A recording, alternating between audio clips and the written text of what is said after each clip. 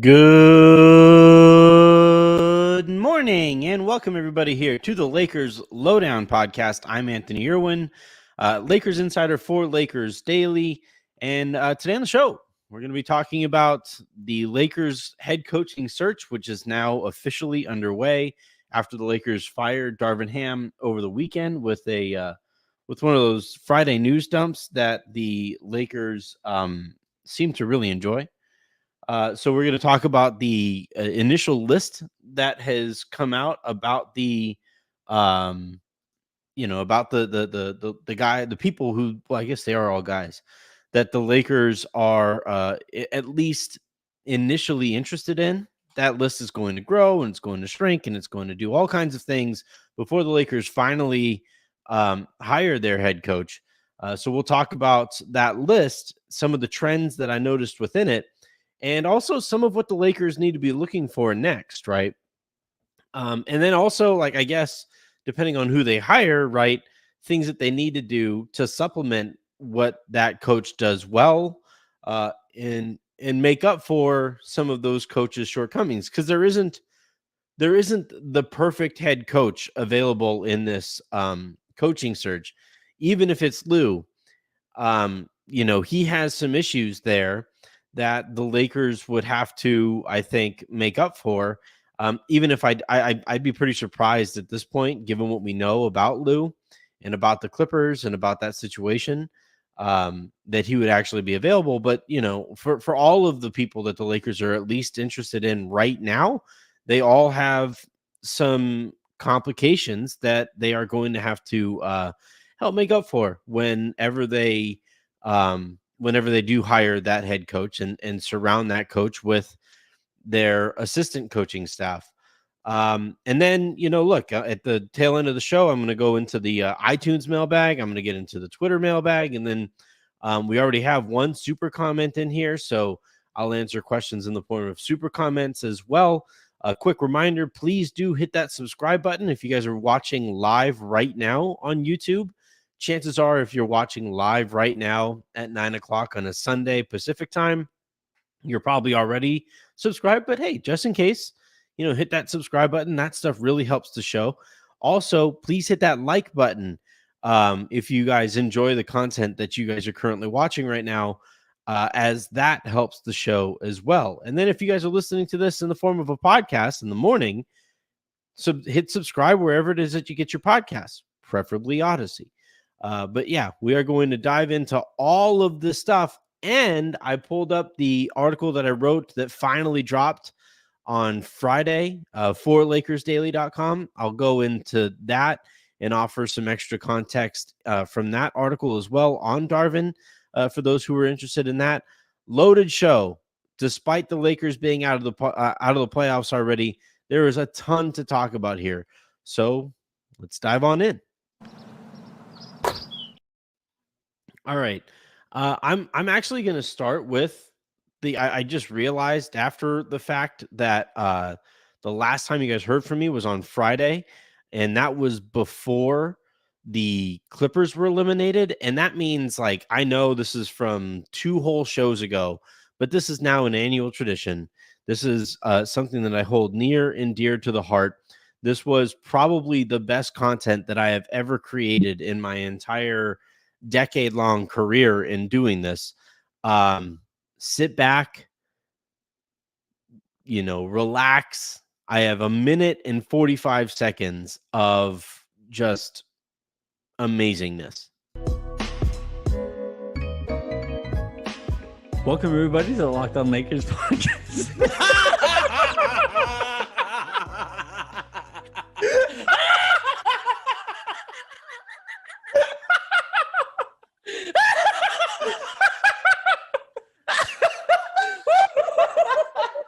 Paul George really hit the side of the backboard. It was wide open. I can't even make sense. Lou Williams, he said they just came together this year, as if that was an excuse, like the other team in the conference finals didn't do that. Well, what happened was it doesn't even matter. You know, we didn't have time to get it together. You know, like we just. Did he say that with like lemon pepper wings in his mouth? Is that what happened there? You're licking it off his Like, oh man, there were some Wait, absences that cost us some I time. just can't quite figure picking it out out of his teeth. why we don't have any chemistry. It's like, Lou, in your mic'd up segment, you said 1, 2, 3 Magic City, leaving the last huddle.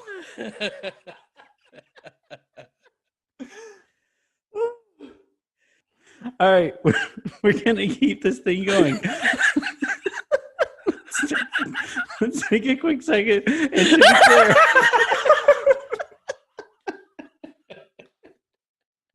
They didn't even make the Western Conference. After all that.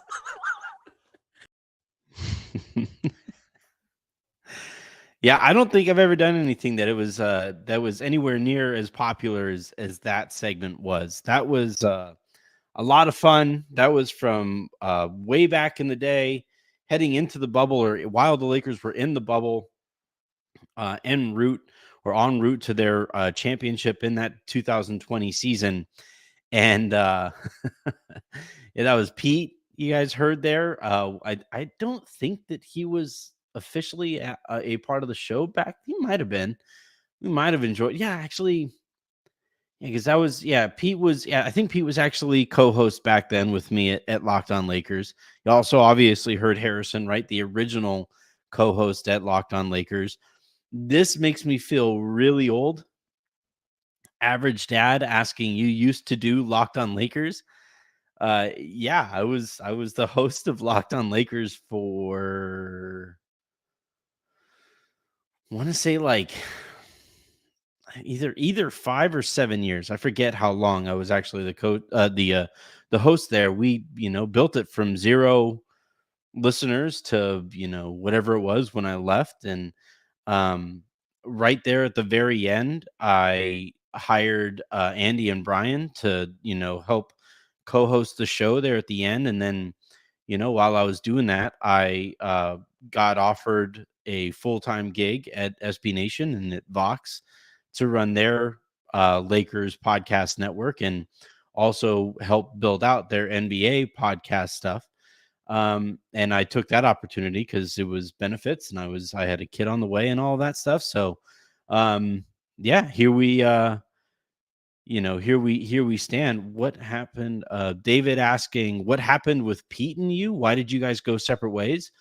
Well, Pete started the LFR pod, and obviously LFR, Laker Film Room was a thing when I hired him, and that content was really taking off. By the time actually that Pete was getting ready to leave, he had already started working for the Lakers. It was no hard feelings or anything like that. He just said, like, I don't have the bandwidth to continue doing this. I think we were recording 3 days a week when he left. And, I said, totally understand. You fulfill the dream. You're now working for the Lakers. And, I wish we texted over the weekend, celebrating, Clippers elimination day. I every time I tweet out that clip, I usually send Pete a link to that tweet and just say, like, man, look how popular this thing still is. And we had a fun little conversation, fun little back and forth on why we think that resonates the way that it does. And yeah, I love Pete. He's legitimately like a brother to me. We talk basketball, we talk all this stuff, but we also talk life because we all, we care deeply about each other and how things are going. And it was just time for him to move on, and really happy about the way that LFR has grown. I love Pete. Darius actually kind of sort of helped me break into this industry when he let me come on and write at Forum Blue and Gold way back in the day. And then Mike is actually a Vikings fan. So Mike and I text fairly regularly about the Vikings and all that stuff. So I love those dudes at LFR. I love, basically all around this, it's a pretty small world, right?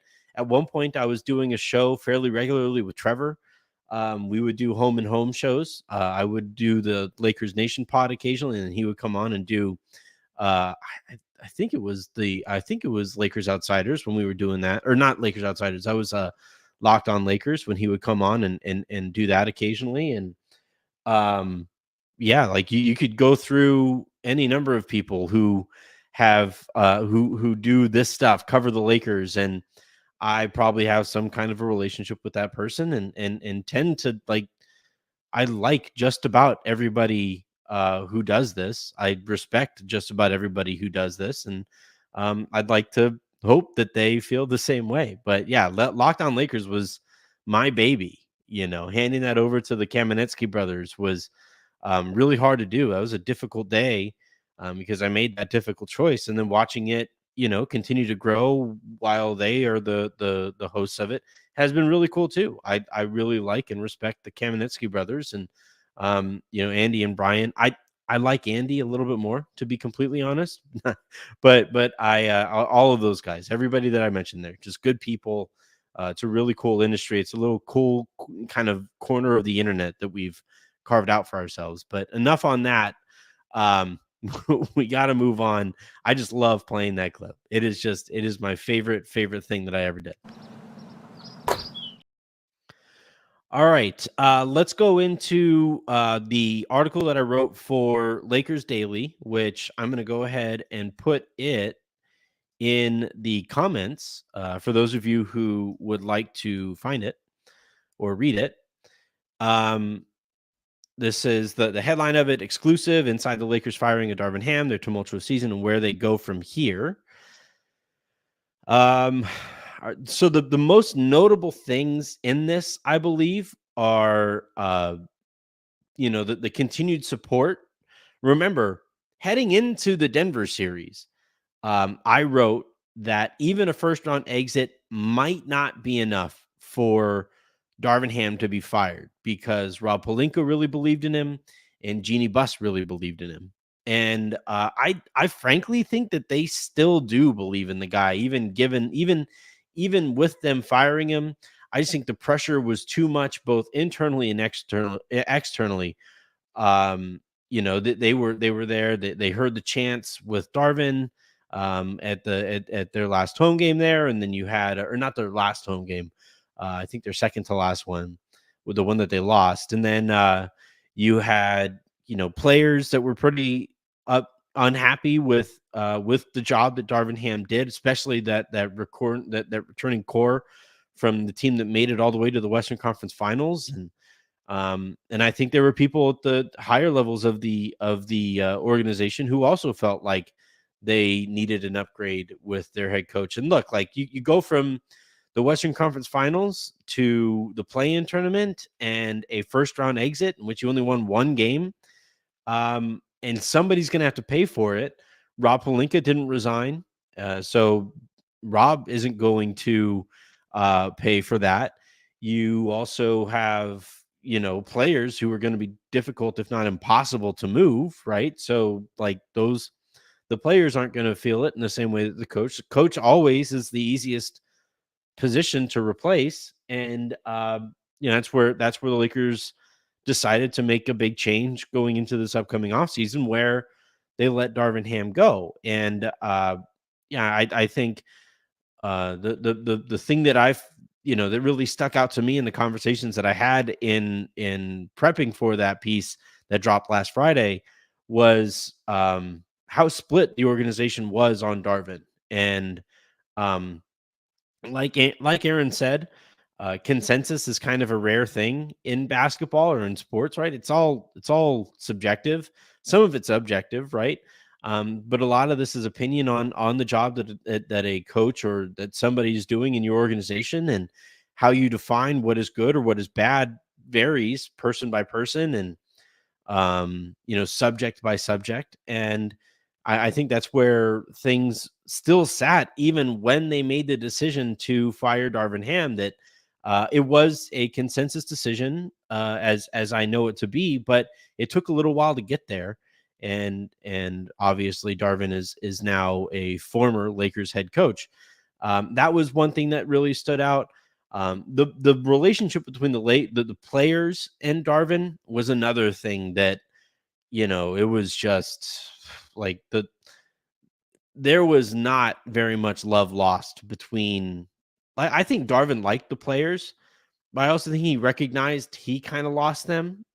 And I think that, or I guess I know that the players were pretty done with him by the time that, the season came to a close. And it was a talented enough group that they were able to do some winning here and there. But especially once they started playing Rui and starting Rui, that team really kind of took off. But while they were taking off, they were just kind of like frustrated with the head coach who took so long to make that decision. So I think those were the two kind of most interesting things that I noticed in my research for the piece. And then like the final thing, and others have pointed this out, this is something that we've talked about here on the show all season long, but there is nothing worse than working for a manager, an employer, whatever, who is absolutely allergic to accountability, right? And that is how I would define Darvin Ham, where you had so many opportunities that he could have possibly, stepped up and said, yeah, I probably could have done this a little bit better here. Maybe should have challenged here. Maybe should have used a timeout here during this run. But it never, like it basically never happened. And even right there at the end of the season, rather than confront the reality that the Lakers underwhelmed on his watch, Darvin said it was injuries' fault, even though he had LeBron and AD healthier together than they have ever been as Lakers. And then he also said that like it was inconsistent play from starters that hurt his ability to coach in the way that he wanted to. Again, using players as meat shields for accountability that he should have faced. And that lack of accountability it just erodes the relationship. It eats and eats and eats. It's this like parasitic relationship between player and coach, where I've used this example in the past, but Sean McVay comes to mind. Somebody who, when the Rams lose, the first person that he looks at is, or the first thing that he looks at is a mirror to figure out where he could do better and do a better job of putting the Rams in a position to succeed. And, I think that's pretty consistent with most head coaches, good ones anyway, that you are never going to live up to your potential if you are unwilling to learn from mistakes and grow from those mistakes. And you can never learn or grow from mistakes that you don't believe exists. And based off of the quotes that Darvin gave throughout the entirety of the season, I don't think it's a crazy jump to believe that he didn't think that he ever made a mistake as the head coach of the Los Angeles Lakers. And I obviously disagree. So I would say that, like, if you were to read it, and I hope you do check out the the article that I wrote for Lakers Daily. I know that I had some people saying like, this is a lot of the same stuff that we already read. Keep in mind, I wrote that thing the Wednesday or Thursday before game 4 in anticipation that they lose game 4 and fire Darvin heading into the new week. And obviously they won that one, right? Then they lost the next one. And then it took a little while for them to actually fire Darvin. And that's why, like, right when the season ended, you had The Athletic drop their, tell-all piece, right? Because they knew that Darvin was going to get fired. And you had ESPN drop theirs also, because once The Athletic dropped theirs, you may as well drop yours too. And so you had two pieces that did great jobs, by the way. There were details in there that I didn't have, just like mine, I think, has some details that they didn't have. And I thought that, Dave for ESPN did a great job in writing his up. And then the gang at The Athletic, right? Jovan and Shams and Sam, all of those guys did a fantastic job writing theirs up too. And those platforms were ready to go and hit send a little earlier than we did. And And I still stand by waiting for the coach to be fired before you start considering the guy fired. And I have no problems whatsoever with when we released it.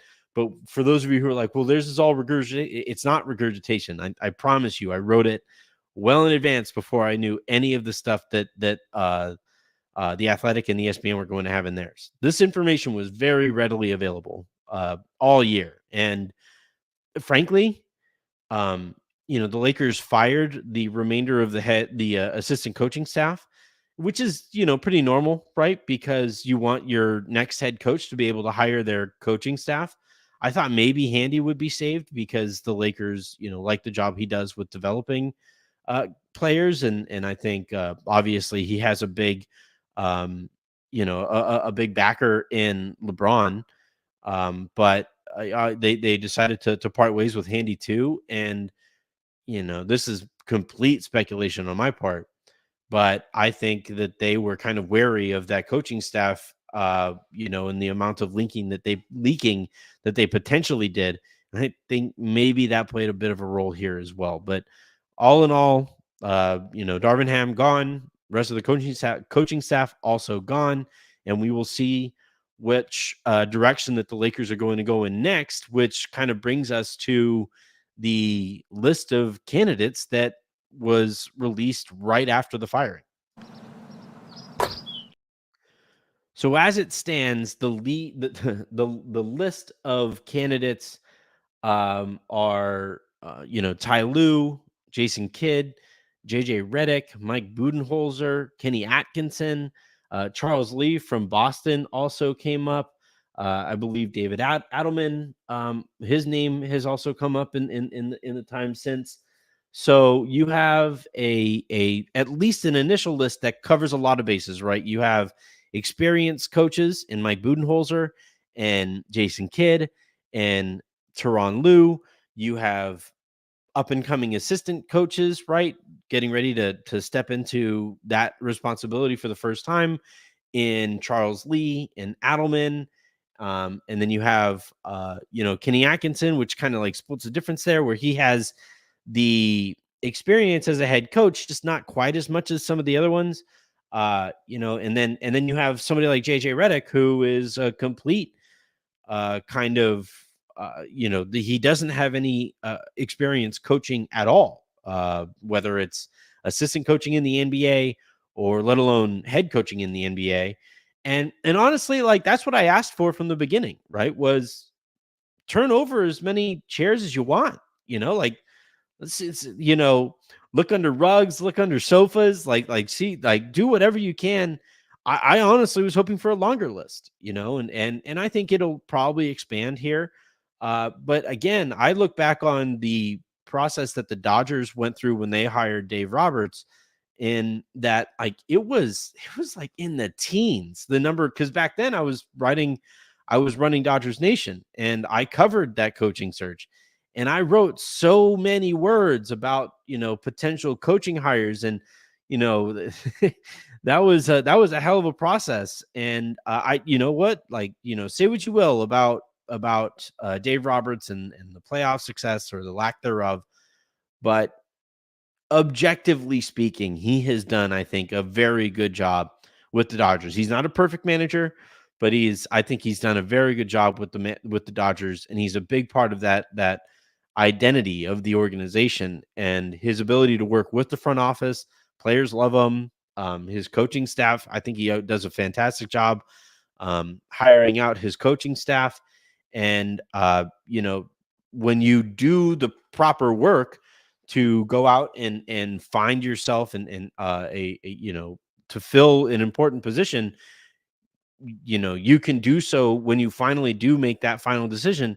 You can do so with a bunch of confidence because you did everything in your power to make that work. And I started this conversation, right? This episode I talked about when I was at Locked On Lakers, and I was there was that time where I was interviewing with Vox, and they were approaching me about that position, and I knew that there was a chance that I was going to have to leave. And I did do a bunch of research into potential, co-hosts after Pete left. If I remember correctly, the Kamenetsky brothers had just been laid off by The Athletic. I forget. Um, and I reached out to them, and I'd done episodes with them in the past. I liked the way that they covered the team. I liked that it was two co-hosts that would, allow us to be pretty flexible when it comes to the scheduling and all of that stuff. And there were others that I took into account and took into thought, who were a part of the thought process. I'm not going to go into detail there. But when I made that final decision to bring the Kamenetsky brothers on, with the possibility, the very strong possibility that they would wind up just taking Locked On Lakers, I did so with a ton of confidence because, I did my homework on every step along the way. And I think here with what I'm looking for here from the Lakers, and at least so far, you have plenty of those boxes checked. But what I would like to see here is expand this list, like really build this thing out, and talk to everybody. Everybody thinks that, from an employee point of view, that the point of the interview process is to learn, is for the employer to learn as much as they possibly can about this candidate. But also you learn about yourself, you learn about your competition, you learn about what other companies are doing with this position and what they're doing elsewhere, right? Like when I was hired, when I was interviewing at Vox, they were interested in, all right, what theories and what processes are you interested in bringing over? What have you learned from Locked On Lakers, and how can we benefit from that at Vox? Just like now at Odyssey, those conversations take place all the time.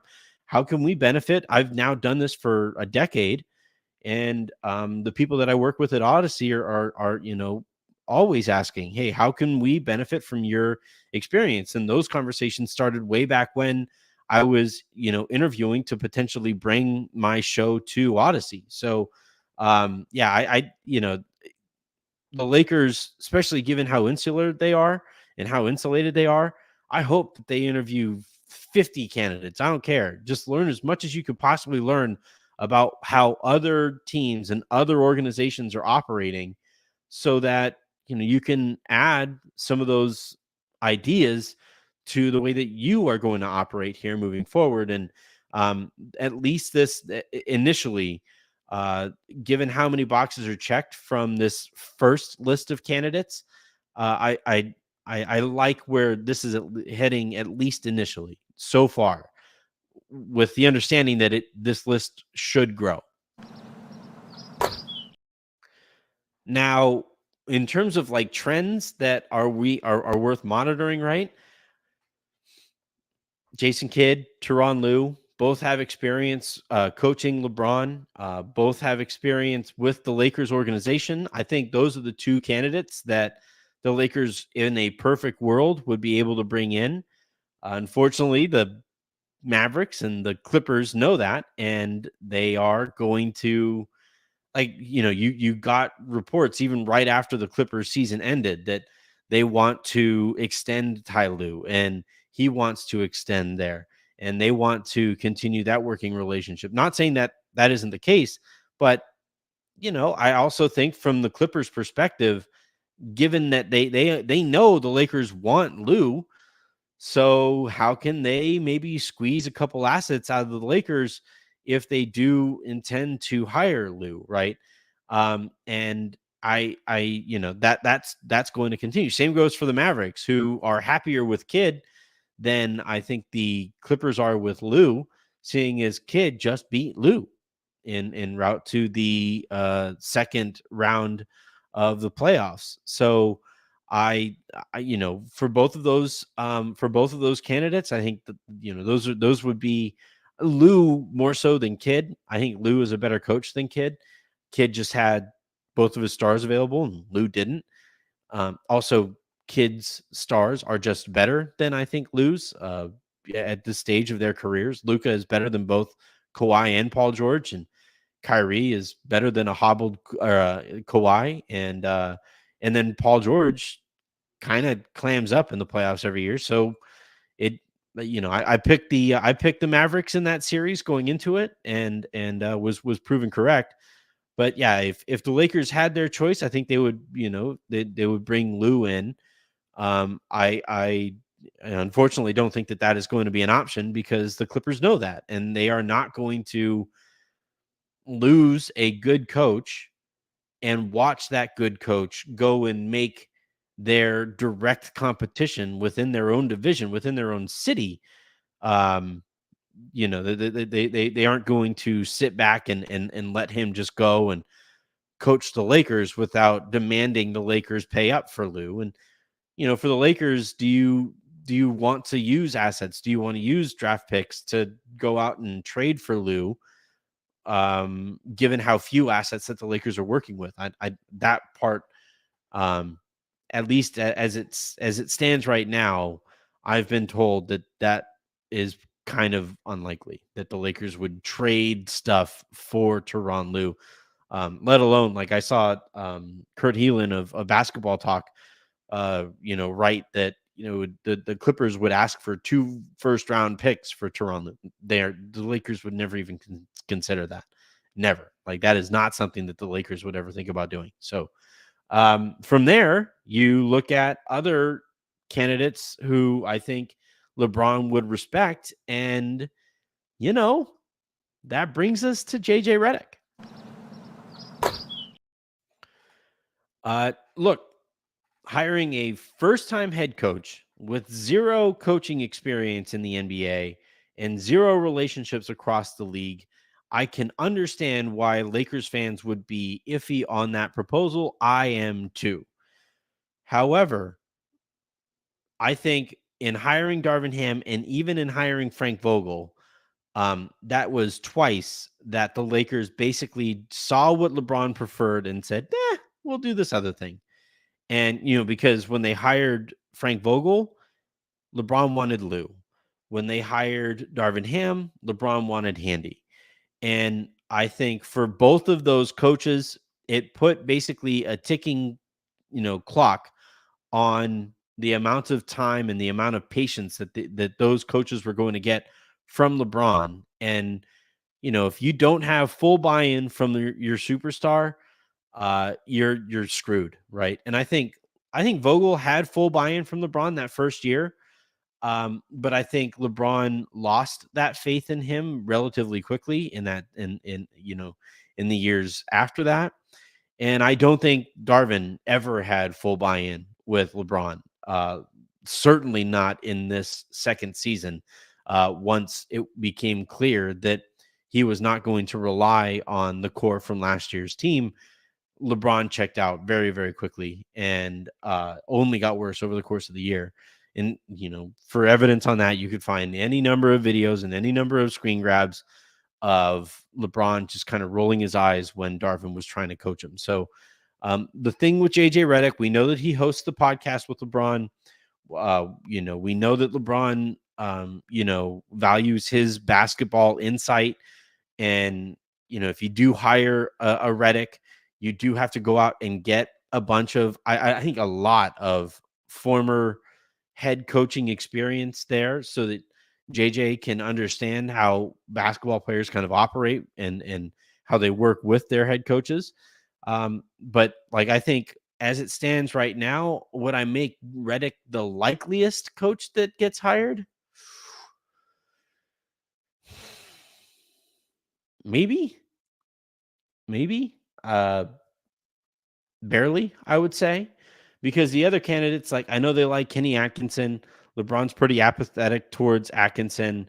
You could list some of the other assistant coaches that, the Charles Lees and the David Adelmans and so on and so forth. LeBron's pretty apathetic about those guys too. So I would, if I had to handicap it right now, I would probably say Redick is the likeliest candidate that they hire here. But very, very narrowly. I don't think LeBron cares at all about Mike Budenholzer. I don't think the Lakers want to pay Mike Budenholzer what he is going to cost. But we'll see. We'll see what direction that they go in here. And it's hard to hire. I said this the other day. It's hard to hire the coat, like the actual tree, when you weren't thrilled with the fruit of that tree. And the Budenholzer thing is a little tricky there. So again, I anticipate that this candidate list is going to expand, and as it does so, it'll be interesting to track what types of things they appear to be prioritizing as names get added to the list. All right, let's go ahead and dive into the mailbag here. It is a full one already on both in the comments here and on Twitter, and then starting with the iTunes mailbag, which is where I will start. Let's see, make sure, let's go up through here. Okay, so the first one that I have here is from Boomy the Mad Genius. Hi, Anthony. I'm glad that your passion has turned into a career that you are able to support your family. Thank you. I really appreciate that you are now giving us the options to listen to the podcast in full or in parts. Is it possible to denote the title, which episodes are a breakdown of a larger pod? As much as I love your unique style / personality, I do prefer only listening once to the long form podcast. Also, which restrictions do you face as a Lakers insider? Is it similar to the restrictions on what can be said that Mike and Pete face on the LFR pod? Well, for one thing, my restrictions are not I don't even want to talk about the restrictions that Pete and Mike and Darius have on their pod, because I would be talking out of hand. That's, I don't talk to those guys about that. I talk to them about a lot about the Lakers and all of those things, but Pete especially, but I don't want to assume anything there. Right. So I'm not going to comment on what restrictions they face. For me, I don't really have any restrictions. All of my restrictions are basically pretty self-imposed. If I'm talking about inside information, I guess technically I have to write it for Lakers Daily first before I bring it up here on the show. And therefore what it means is if I'm bringing up that inside information here on the show, it passed through an editor first before we got to here. So that is, that's worth noting. And then, for the first one, so basically what I've done is I labeled the full episode, colon, and then a general title. And then with the appetizers, right? Remember I told you guys about the appetizers.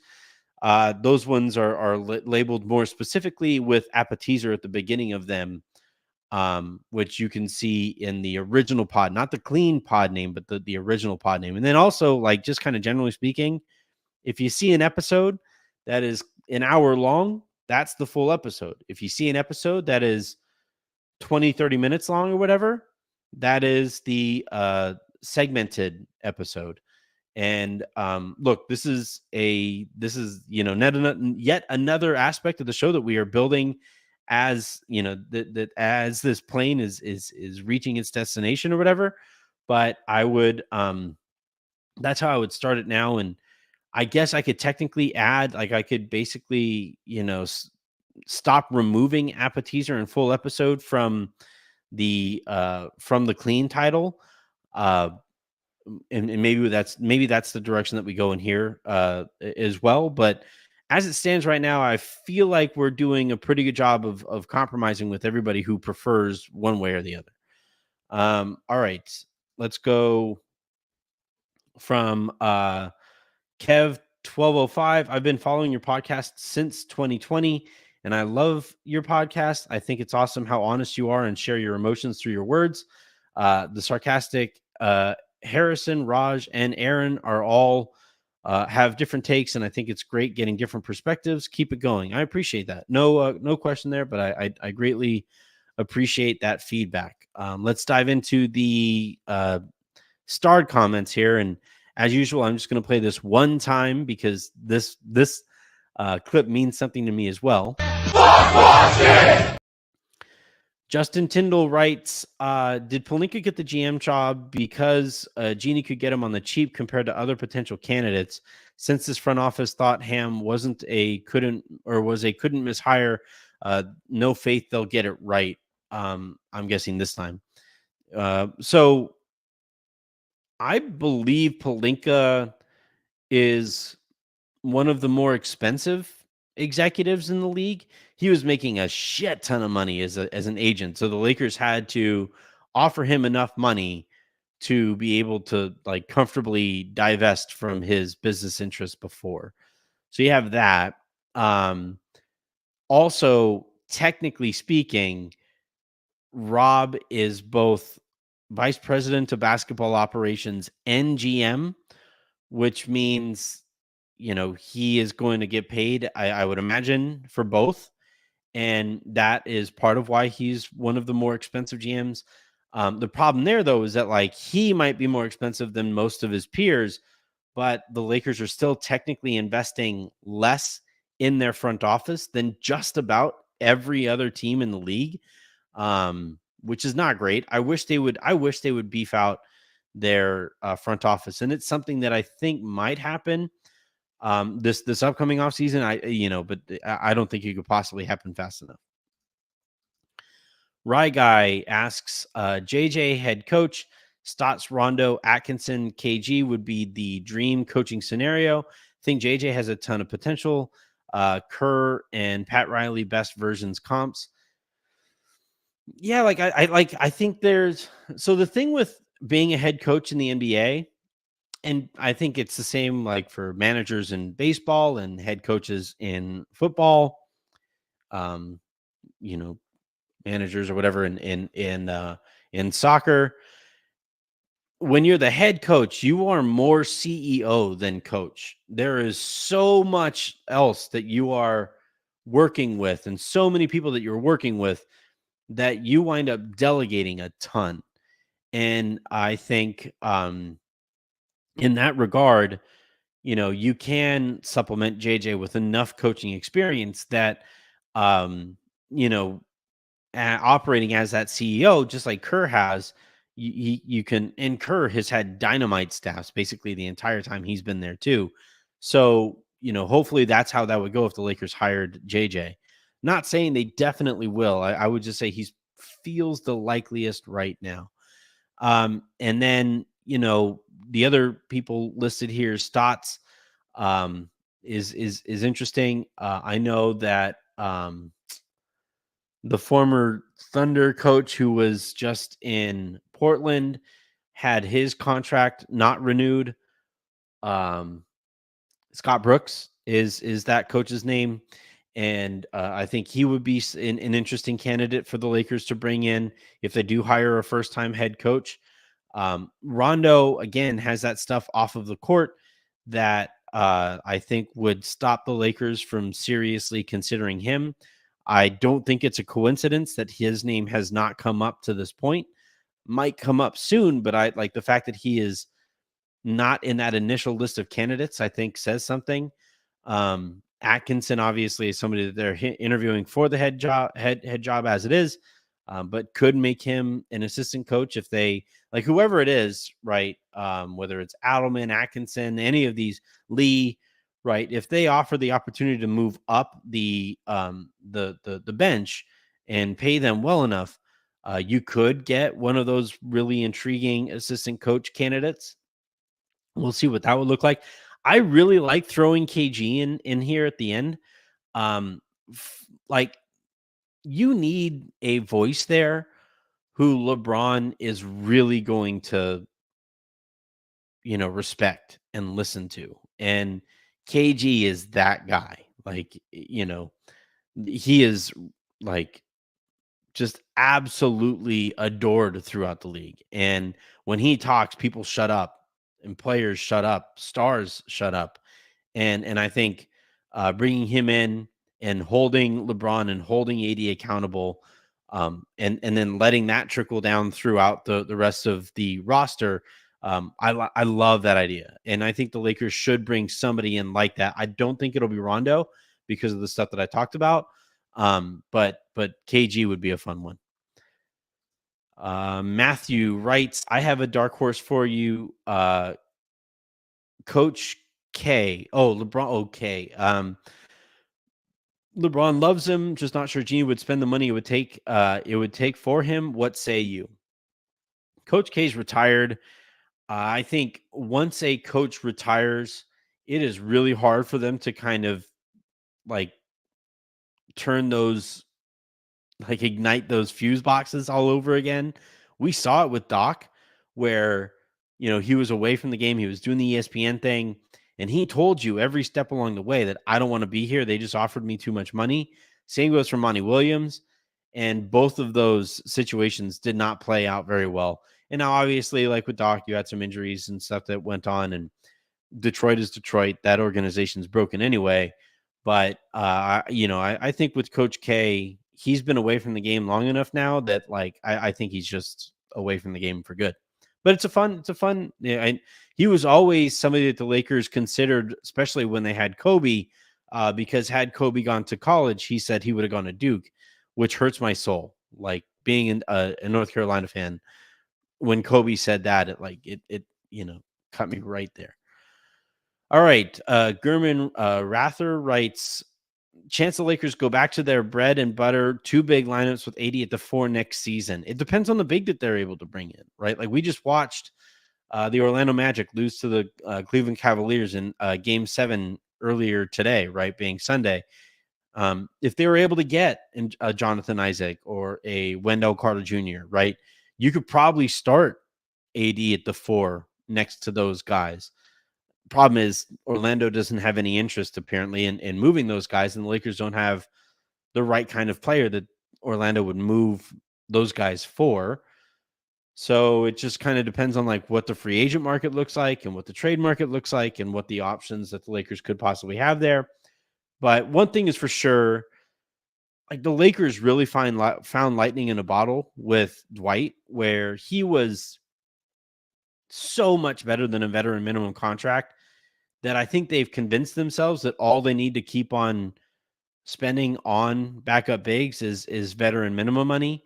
And I think they need to ditch that approach. I think you have to spend at least the biannual exception, $5-ish million on your backup big, and maybe even more, maybe closer to 10 million bucks on your backup big. Because if you ideally you would get a backup big who can also play next to AD, and that means that big has to spread the floor, and that big has to, operate either as a primary like on ball in the post defender or a help side defender, and be able to do both and toggle between both of those roles. And that makes it complicated. That's a different caliber of player than Christian Wood and Jackson Hayes. But I think it's pretty clear at this point that the Lakers need a better and more consistent player than Christian Wood and then Jackson Hayes. Even granting, I think both of those guys probably exceeded veteran minimum money and production this year. But I think it's pretty clear that the Lakers really need to change their approach to that position in general. All right, Rye Guy asking, fate of the world on the line. Who's the next coach? Fate of the world being on the line for who the next Lakers head coach is. Honestly, doesn't feel that different from like the fate of the world as it currently exists. Pretty dark time that we're living in right now. But if I had to put money on a coach, on a coach's name, I would probably say JJ. He's a popular guy, has a huge YouTube channel, and he's somebody that the Lakers could really kind of market, right? Has that relationship with LeBron. He's a really thoughtful guy. He's been on this media tour for a while that makes me think that he's looking to maybe make a big career move. I probably would bank on him as a possibility here. And then, then it just becomes how many former head coaches you can get to help him navigate these waters better than you did with Darvin.